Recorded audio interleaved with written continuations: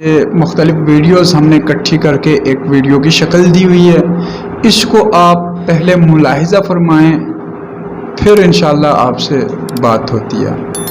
اور میرا چیلنج ہے پاکستان کی دھرتی کے ہر شیعہ کو، یہاں سے لے کر ایران تک ہر شیعہ ذاکر کو، ملا کو، ملوانے کو، حجت اللہ کو، آیات اللہ کو، ہمت ہے تو سامنے آؤ.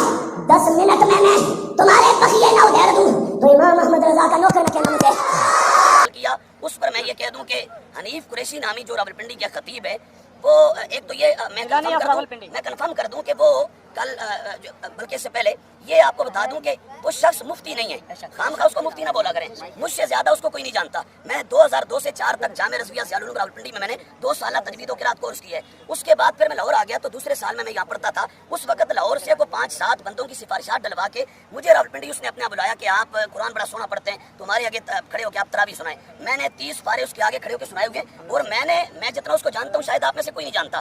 میں اس کے گھر کو، اس کی فیملی کو، فیملی ممبرز کو، اس کے تمام عقائد کو، اس کے مرشد خانہ کو، ابتباد والا وہ مرید جو وہ سید حسین الدین شاہ صاحب کا نہیں ہے، یہ بھی ذہنوں سے نکال دیں. وہ مرید ابتباد توری کے مقام پر ایک پیر ہوتا تھا، غلام مصطفیٰ شاہ توری والا، اور وہ اتنا بدترین گستاخ تھا کہ وہ کوڑا کرکٹ کے ڈھیر پہ کتے کو دیکھ کے کہتا یہ معاذ اللہ معاویہ جا رہا ہے. تو حنیف قریشی ابھی ہم نے بالکل لیٹسٹ ہم نے کنفرم کروایا ہے، ابھی لیٹسٹ ہم نے کنفرم کروایا تو یہی رپورٹ آئی ہے کہ حنیف قریشی ابھی تک اس کی بیعت اسی پیر سے آج تک یہ جڑا ہوئے، اور وہ پورا مرشد خانہ گستاخ ہے، ان کے تمام مرید گستاخ ہیں. اور صرف حضرت امیر معاویہ رضی اللہ تعالیٰ عنہ کے گستاخ نہیں ہے، حضرت عمر بن العاص، حضرت ابو موسیٰ اشعری، حضرت مغیرہ بن شعبہ، حضرت ابو سفیان، حضرت ہندہ اور درجنوں صحابہ کے حوالے سے ان کے ہاں شیعوں والا عقیدہ پایا جاتا ہے. اور پھر اہل سنت کے عقائد میں سے ایک اہم عقیدہ ہے ہمارے نزدیک افضل البشر بعد الانبیاء علی الاطلاق سیدنا صدیق اکبر ہے. میں علماء کی ٹرم استعمال کر رہا ہوں، علی الاطلاق صدیق اکبر کا پہلا نمبر ہے. تو اس بدبخت شخص نے پچھلے 15-20 سالوں میں اہل سنت کے عقیدے سے روگردانی کی ہے، اور اس نے اس حوالے سے شیعوں کے عقیدے کو پروموٹ کیا. پھر اہل سنت کے نزدیک خلافت راشدہ، اس میں صدیق اکبر کا پہلا نمبر، پھر فاروق اعظم، پھر عثمان غنی، پھر مولا علی، پھر امام حسن. تو اس بدبخت نے بھی کچھ عرصہ پہلے علی دا پہلا نمبر کا نعرہ لگا کے اس پر پورا خطاب کیا ہے. جمعہ پڑھا ہے، آپ سب کو معلوم ہوگا. اسی طرح خلافت باطنی میں یعنی ولایت میں، ہمارے نزدیک ولایت میں بھی حضور تاجدار کائنات کے بعد پہلا نمبر صدیق اکبر کا ہے. الحمدللہ آپ سمجھ رہے ہیں. تو اس پر آل کے مرشد خانہ کی پوری کتاب مارکیٹ میں اویل ہے، آپ وہاں سے وہ دیکھ لیں. اس میں سب صوفیاء کے دلائل آپ نے جمع کیے ہیں. وہ ظالم اس کا بھی منکر ہے، اور وہ علی کا پہلا نمبر اس معاملے میں بھی. مختصر یہ کہ یہ سارا دھندا ہوا کیسے. میں نے ڈاکٹر صاحب کو یہاں حاضر ہو کے عرض کر دیا تھا بہت پہلے کہ ہمارے راولپنڈی کے کچھ عزیز ہیں، ان کے تھرو یہ رپورٹ پہنچی ہے کہ یہ پنڈی والا ٹولہ یہ سب رل کے ان کا ایک ٹیم بنائی ہے، اور اس کا ورک چل رہا ہے کہ ڈاکٹر اشرف آصف جلالی کے بیانات اور تحریروں سے باقاعدہ اس طرح کے جملے نکالے جائیں جن سے ہم باقاعدہ شروع ہوگا کر سکیں، پروپیگنڈا کر سکیں. اور اس پر یہ کام ہوا. تو بہرحال یہ ایک تو وہ روافض شیعہ ہیں، وہ ایرانی قوم، جو دوسرے ہمارے یہاں جو کانفرنسز کر رہے ہیں یہ بھی یہ سمجھ رہے ہیں کہ یہ بھی کٹر تفصیلی شیعہ اور رافضی لوگ ہیں. اہل سنت کا کوئی، میں اس دن علماء ہمارے پاس بڑی تعداد میں آئے تو میں نے ان سے بھی ایک سوال کیا. میں نے کہا یہ سب کانفرنسز آپ دیکھ رہے ہیں، میں بھی دیکھ رہا ہوں، ان میں پورے پاکستان، پوری دنیا کے کسی اہل سنت کے ادارے کا کوئی استاد دکھا دے، کوئی ٹیچر دکھا دے، کوئی شیخ الحدیث دکھا دے، کوئی نہیں جا رہا. سب کا بھائی کوٹ ہے. یہ ایک الگ تفصیلی بات ہے، اس پر بھی ہم کلام کریں گے کہ یہ اصل ایجنڈا چل کیا رہا ہے. تو ڈاکٹر صاحب کو آج کے دور میں غنیمت جانیں، اور ڈاکٹر صاحب کو اپنے لیے ایک انتہائی اہم جانیں، اور ڈاکٹر صاحب کی حمایت کریں، مکمل طور پر آپ کی سپورٹ کریں. یہ سب رافضی شیعہ لوگ ہیں. پاکستان کے اندر ایک قانون پاس ہوا ہے نیشنل اسمبلی اور سینٹ کی طرف سے، دفاع ناموس صحابہ و اہل بیت.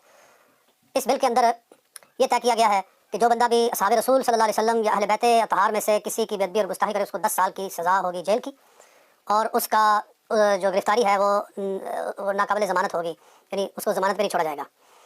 تو یہ قانون پاس ہونے سے پاکستان کے اندر ایک امن کی فضا قائم ہوگی، کیونکہ جو لوگ گستاخیاں کر کے صحابہ کرام کی، جناب صدیق اکبر، حضرت فاروق اعظم، حضرت عثمان غنی رضی اللہ تعالیٰ عنہ کی شان میں بے ادبیاں کر کے پاکستان کے ماحول کے اندر فتنہ و فساد پیدا کرتے ہیں، ان کی زبانیں بند ہوگی اور سکون پیدا ہوگا. تو وہ لوگ جو ان مقدس ہستیوں پر شروع سے زبان درازیاں کرتے آ رہے ہیں، ان کو اس بل پر بہت اعتراض ہوا ہے. اور ان میں سے ایک شیعہ عالم ہے امین شہیدی، اس کا میں نے کلپ سنا تو میں نے چاہا کہ اس پر میں ضرور بات کروں. وہ کہہ رہا ہے کہ آپ ذرا اس کا کلپ بھی سن لیں اور پھر اس کے بعد ہم آپ سے بات کرتے ہیں. اگر یہ چیزیں کوئی بندہ نکال کے کسی کو دکھا دے یا کسی تقریر میں بتا دے، حدیث میں لکھا ہوا ہے، قرآن میں لکھا ہوا ہے، مورخ نے یہ لکھا ہے، محدث نے یہ بات لکھی ہے اور فلاں کتاب میں لکھی ہے، تو اب اس قانون کی روشنی میں بجائے اس کے کہ آپ کہیں کہ یہ ایک علمی اختلاف ہے، آپ بولنے والے کو کٹہرے میں کھڑا کر دیں اور اس کے خلاف کم سے کم 10 اور زیادہ عمر قید کی سزا کٹوائیں گے. اس کا تو جرم نہیں ہے، جا کے امام بخاری کو قبر سے نکالیں اور ان کے خلاف فتوا دیں. لیکن امام بخاری پاکستان کے نہیں تھے نا، پاکستان کی سرحد پہ یہ قانون کیسے اطلاق اچھا ٹھیک ہے، بالکل ٹھیک ہے. امام بخاری کی کتاب تو پاکستان میں چھپ رہی ہے، تو چھاپنے والے جو توہین پر مبنی کتاب ہوگی اس کو چھاپنے والا بھی توہین کا مطلب ہے یا نہیں؟ تو پھر سارے پاکستان سے بخاریوں کو اٹھائے اور جلائے، مسلم کو اٹھائے اور جلائے. کیونکہ جتنی توہین اللہ کی، رسول اللہ کی، امہات المؤمنین کی، سابقہ انبیاء کی، صحابہ کی، اہل البیت کی، بخاری میں، مسلم میں موجود ہے. دنیا کی کسی کتاب میں نہیں ہے. کیا بات کر رہے ہیں؟ جی ذرا پڑھ کے دیکھیں آپ. یہ تو مجھے بخاری کی کتاب ہے. اگر ایسا ہے تو مجھے کوئی ٹائم دیں، کوئی اور پروگرام رکھیں، میں ایک ایک کر کے، وہ ہزاروں ہیں، یہ درجنوں میں نہیں ہے. یعنی وہ دانستہ توہین کی گئی آپ کہہ رہے ہیں کہ ارے نہیں، اگر یہ کہا جائے کہ یہ حدیث ہے، میں مثال دیتا ہوں، اگر یہ کہا جائے یہ حدیث ہے کہ حضرت موسیٰ نہا رہے تھے، شیطان آیا ان کے کپڑے لے کے بھاگ گیا، حضرت موسیٰ مادرزاد برہنہ نعوذ باللہ اس کے پیچھے بھاگتے رہے، شیطان سارے شہر میں گھومتا رہا اور لوگ حضرت موسیٰ کو اس شکل میں دیکھتے رہے. تو یہ حضرت موسیٰ کی تعریف ہے، تنقیص ہے، توہین ہے، کیا ہے؟ قابل برداشت نہیں ہے. اچھا اگر کوئی یہ کہے کہ بخاری کی حدیث ہے کہ نبی کریم اپنی زوجہ حضرت ام المؤمنین عائشہ کے ساتھ، یہ باتیں میں یہ مطلب میں سننے نہیں چاہ رہا، میں دل میرا مجبور ہے اس پر. پھر بخاری کو میں اسی جگہ پر قابل لگا دیں، کیونکہ بخاری میں یہ حدیث ہے نا کہ آپ اور حضرت عائشہ چادر کے نیچے تھے، حضرت ابوبکر داخل ہوئے، اپنی جگہ سے ہلے نہیں. یہ ساری چیزیں آپ کہہ رہے ہیں کہ یہ موجود یہ ہے، توہین ہے یا یہ نہیں؟ یہ توہین توہین ہے یا نہیں؟ رسول اللہ کی بھی توہین ہے، حضرت ام المؤمنین عائشہ کی بھی توہین ہے کہ ان کے بند حجرے میں کبھی حضرت ابوبکر داخل ہوتے ہیں، کبھی حضرت عمر داخل ہوتے ہیں، کبھی حضرت عثمان داخل ہوتے ہیں، جبکہ وہ نامحرم ہے. ایک مولوی صاحب اپنی بیوی کے لیے کبھی بھی اس طرح کی کوئی بات ایک لمحے کے لیے قبول کرنے کو تیار نہیں ہوتے. کوئی حدیث میں کیسے تیار ہو جاتے ہیں؟ کوئی بھی حیرت نہ اگر ایسا ہے تو پھر ان کتابوں کو آگے بڑھیں. یہ کہہ رہا ہے کہ جی اگر اس بل کو اگر اس بل پہ عمل کرنا ہے تو پہلے بخاری کو بین کرنا پڑے گا، بخاری پر پھر بین لگانا پڑے گا، کیونکہ بخاری کے اندر نہ صرف یہ کہ صحابہ اہل بیت کی گستاخیاں بلکہ انبیاء کی گستاخیاں ہیں. اور پھر اس نے حوالہ دیا کہ بخاری کے اندر ایک حدیث ہے کہ حضرت موسیٰ علیہ السلام نہا رہے تھے اور کپڑے اتار کر انہوں نے ایک کپڑے اتارے تھے تو فرشتہ کپڑے اٹھا کر لے گیا اور حضرت موسیٰ علیہ السلام پیچھے بھاگے، آگے بنی اسرائیل آگے تو وہ لوگوں کے درمیان میں بھاگتے پھر رہے تھے اس طریقے سے ننگے. تو دیکھو موسیٰ علیہ السلام کی توہین اور بے ادبی کی گئی ہے، تو پہلے اس کتاب پر بین لگاؤ اور اس کے بعد یہ پھر اس بل کو لے کر، وغیرہ ہم اس کو نہیں مانتے ہیں. تو میں نے کہا کہ اس پر بات ہونی چاہیے. بخاری شریف پر تو آپ بعد میں بات کریں گے نا. یہ میرے ہاتھ میں تفسیر قمی ہے، یہ تفسیر قمی بہت بڑا علامہ ہے شیعوں کا، جو کہ صاحب اصول کافی یعقوب کلینی، محمد بن یعقوب کلینی کا بھی یہ استاد ہے جی، علی بن ابراہیم قمی، شیخ قمی، اس کی یہ تفسیر قرآن ہے. تو یہ اس آیت مبارکہ کے نیچے جو اللہ تعالیٰ فرماتا ہے سورہ احزاب کے آخر میں، وَلَا تَكُونُوا كَالَّذِينَ آذَوْا مُوسَىٰ، ان لوگوں کی طرح نہ ہو جاؤ کہ جنہوں نے موسیٰ علیہ السلام کو تکلیف دی، فَبَرَّأَهُ اللَّهُ مِمَّا قَالُوا، تو اللہ تعالیٰ نے حضرت موسیٰ علیہ السلام کو اس عیب سے بری قرار دیا جو وہ موسیٰ علیہ السلام پر لگا رہے تھے. وَكَانَ عِندَ اللَّهِ وَجِيهًا، وہ اللہ کے ہاں بڑی وجاہت والے تھے. اسی آیت کے نیچے بخاری شریف کے اندر بھی وہ حدیث آئی ہے اور اسی آیت کے نیچے شیخ قمی بھی اس حدیث کو لے کر آیا ہے.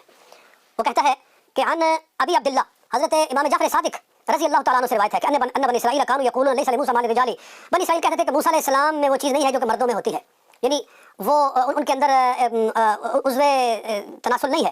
وکان موسیٰ اذا اراد الاغتسال ذهب الى موضع، وجہ یہ تھی کہ موسیٰ علیہ السلام جب بھی غسل کرنے کے لیے جاتے تو ایسی جگہ پر جاتے کہ لا یراہ فیہا احد، کوئی ان کو دیکھے نہیں. اور بخاری شریف کے اندر یہی الفاظ ہے کہ حضرت موسیٰ علیہ السلام کانا حییا ستیرا، موسیٰ علیہ السلام حیا والے تھے، چھپ کر رہنے والے تھے. اور وکان بنو اسرائیل یغتسلون یرا بعضهم بعضا، اور بنی اسرائیل ایسے تھے کہ وہ غسل کرتے تھے ایک دوسرے کو دیکھتے تھے. تو وہ کہنے لگے کہ موسیٰ علیہ السلام کے اندر کوئی ایسا عیب ہے. کہنے لگے وکان یوم یغتسل، یہ حضرت امام جعفر صادق فرما رہے ہیں موسیٰ علیہ السلام ایک دن غسل فرما رہے تھے شط نہر کے کنارے پر، وذهب وقد وضع ثيابه على صخرة، آپ نے اپنے کپڑے ایک پتھر پر رکھے ہوئے تھے، بالکل وہی جو بخاری شریف کے الفاظ ہیں وہ سارے ادھر ہیں. فامر الله الصخرة، اللہ تعالیٰ نے پتھر کو حکم دیا تو وہ وہاں سے بھاگ پڑا. فتباعدت عنه حتى نظر بنو اسرائیل الیہ، حتیٰ کہ بنو اسرائیل نے موسیٰ علیہ السلام کو دیکھ لیا. فعلموا انه ليس كما قالوا، تو ان کو پتہ چل گیا کہ ہم جو کہہ رہے تھے جھوٹ بول رہے تھے اور آپ کے اندر کوئی ایسا عیب نہیں ہے. فانزل اللہ، تو پھر اللہ نے یہ آیت اتاری، یا ایھا الذین آمنوا لا تکونوا کالذین آذوا موسیٰ فبرأہ اللہ مما قالوا. جی یہ تفسیر قمی ہے میرے ہاتھ میں اور اس کا صفحہ نمبر 535 ہے، 535 ہے، 535 ہے.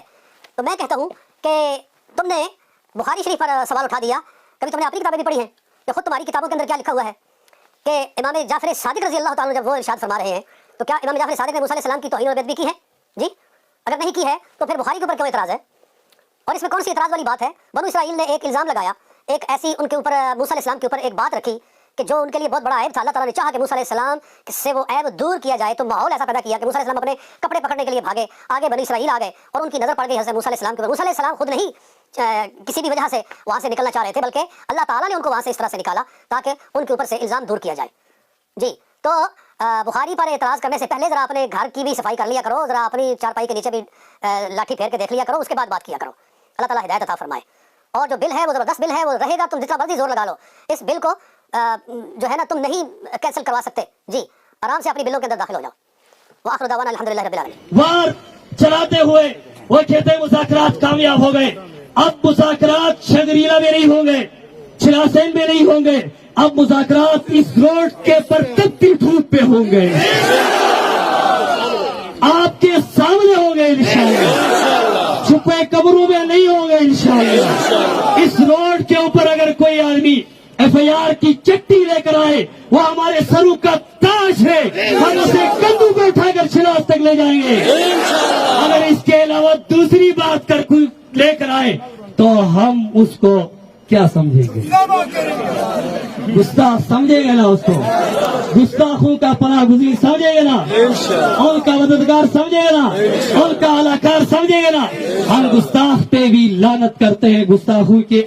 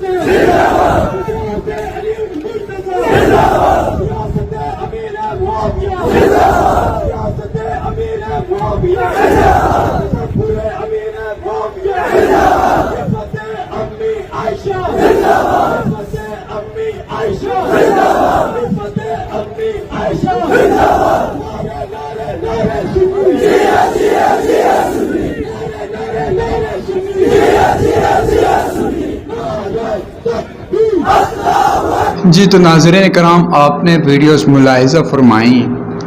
ये मेरा मौक़िफ़ नहीं, ये किसी देवबंदी का नहीं, ये तमाम अहले सुन्नत का मुतालबा है। तमाम अहले सुन्नत इस बात पे मुत्तफ़िक हैं कि सहाबाए कराम को अगर दीन से निकाला जाए तो दीन कामिल और मुकम्मल नहीं है, दीन इस्लाम। इसलिए कि अल्लाह रब्बुल इज़्ज़त ने कुरान हकीम में कहीं सहाबाए कराम को उलाइका हुमुल मुफ़लिहून कहा, कहीं सहाबाए कराम को उलाइका हुमुर राशिदून से खिताब फरमाया। अल्लाह रब्बुल इज़्ज़त ने सहाबाए कराम को मुहम्मदुर रसूलुल्लाह वल्लज़ीना मअहु अशिद्दाउ अलल कुफ़्फ़ार रुहमाउ बैनहुम कहकर पुकारा। कहीं अल्लाह रब्बुल इज़्ज़त ने सहाबाए कराम के बारे में कुल्लम वअदल्लाहुल हुस्ना कहकर खिताब फरमाया, तो कहीं अल्लाह रब्बुल इज़्ज़त ने सहाबाए कराम को रज़ियल्लाहु अन्हुम व रज़ू अन्हु के लक़ब से नवाजा। तो दोस्तों, अगर हम अहले सुन्नत में से कोई भी शख्स सहाबाए कराम का मुनकिर होगा तो यकीनन वो कुरान का मुनकिर होगा, क्योंकि कुरान ने तमाम सहाबाए कराम को ये लक़ब दिया कि अल्लाह रब्बुल इज़्ज़त उनसे राज़ी, वो अल्लाह से राज़ी। तो आपने अहले सुन्नत के 2-3 मसालिक के लोगों को आपने सुना। वीडियोस बहुत ज़्यादा थी, लेकिन हम वक़्त की कमी की वजह से यहाँ पे मुकम्मल शेयर नहीं कर सकते, वीडियो भी लंबी हो जाएगी देखना भी, इसलिए हम इन वीडियोस को भी इख्तिसार करके शॉर्ट करके आपकी खिदमत में पेश करते हैं और आपसे ये गुजारिश करते हैं कि जितना आगे हो सके शेयर करें। अब यहाँ पे एक बात समझने की है, देखें जब से ये बिल नामूस सहाबा व अहले बैत वाला बिल पेश हुआ है तब से एक तबके को बहुत तकलीफ़ हुई है। अब वो तबका अपने पूरे सोर्सेज इस्तेमाल करके वो चाहता है कि हम जो है ना सुन्नियों के ऐसे जो है ना मौलवियों को ख़रीद लें, और यकीनन वो उसमें कामयाब हुआ। 1 या 2 बंदे वो उसमें लपेट में आ गए हैं। ईरान का पैसा लगा के शियों ने एक मौलवी, आपके रावलपिंडी का एक मौलवी है जिसको ख़रीदने की कोशिश की और वो थोड़ा बहुत अपने मौक़िफ़ से फिर गया। और यकीनन आपने ये बात भी मुलाहिज़ा फरमाई कि वो अहले सुन्नत के साथ उसका कोई ताल्लुक़ नहीं है और ना ही वो मुफ्ती है। जिस तबके के साथ इसका वास्ता ताल्लुक़ है, इसके आबा व अजदाद के मुतालिक, इसका जो पीरो मुर्शिद है उसके मुतालिक भी आपने वीडियो मुलाहिज़ा फरमाई है। अहले सुन्नत बरेलवी मसलक के ये जो मौलवी साहब ने बात की कि भाई हमने इसके शजरे नस्ब को भी निकाला है, जिस शख्स का ये मुरीद है हमने उस शख्स के बारे में भी बहुत पहले मालूमात हासिल की थी, हमें तो पहले से पता है, लेकिन ये अहले सुन्नत में से है ही नहीं। وہ تو روافظ میں اس کا شمار کرتا ہے. تو اس لیے دیکھیں پاکستان میں ایک طبقہ جو شیعوں کا ہے وہ 2% ہے پورے پاکستان میں. 2% کی وجہ سے آپ یقیناً پورے پاکستان کا امن خراب نہیں کر سکتے ہیں. اس کی وجہ سے میں یہ آپ کو بتاؤں کہ بہت آگے یہ معاملہ ابھی یہاں پہ رکا نہیں ہے. اب شیعوں نے کہا ہے کہ بھائی ہم یکم ربیع الاول کو جلسے اور جلوس نکال کے پورے پاکستان سے وہ اسلام آباد میں پہنچیں گے. اگر یہ اس طرح کرتے ہیں تو وہ سنی اور خصوصاً وہ لوگ جو گلگت چلاس استور گزر وغیرہ سے تعلق رکھتے ہیں وہ خاموش نہیں رہ سکتے ہیں. چونکہ ان لوگوں نے جب یہ بل پیش ہوا ہے تو صحابہ کرام کی شان میں بہت گستاخیاں کی ہیں. وہاں پہ خیر ان کو تو جگہ چھپنے کی نہیں ملی جب سنی نکلے ہیں باہر. تو اب یہ چاہتے ہیں کہ یہاں پہ آ کے ملک کا امن خراب کیا جائے. تو انشاءاللہ العزیز اگر میری حکومت سے پہلی تو یہ درخواست ہے کہ ان کو اپنے گھروں تک ہی مسمار کیا جائے, ان کو باہر آنے نہ دیا جائے. اگر خدا نخواستہ وہ آ گئے پیچھے سے اہل سنت نکلنا شروع ہو جائیں گے. جب وہ نکلیں گے ان کو تو ویسے پہلے بھی جگہ نہیں ملی ہے, انشاءاللہ ابھی بھی نہیں ملے گی, لیکن ملک کا امن خطرے میں ہے.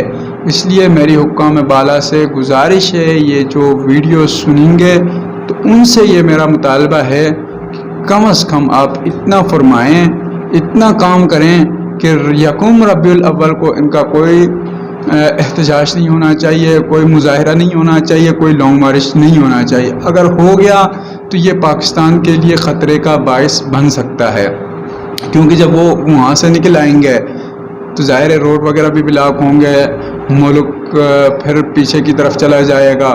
ادھر سے ہمارے سنی نکلیں گے اور یہ یقیناً میں آپ کو یہ دعوے سے کہہ رہا ہوں کہ وہ پیچھے سے نکلنے والے ہیں. کیوں 14,000 15,000 انسانوں کی قربانیاں دے کے ایک ہی بل پاس ہوا ہے.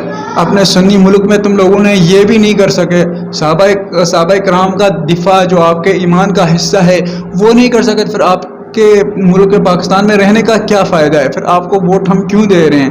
اس لیے آپ سے گزارش ہے کہ آپ تک اگر یہ ویڈیو پہنچے اس میں تھوڑا سوچیں, تھوڑا نہیں بلکہ پورا سوچیں اور ان لوگوں کو اپنے گھروں تک مسمار کریں, گھروں تک محصور کریں. ان کو جو زیادہ چیخے چلائے اس کو نظر بند کر کے رکھا جائے. تو امید ہے اس سے ملک میں جو ہے نا امن بھی پیدا ہوگا اور صحابہ کرام کے اوپر تبرہ اور غلیظ جو زبانیں استعمال ہوتی ہیں بھونکتی ہیں وہ بھی خاموشی اختیار کر جائیں.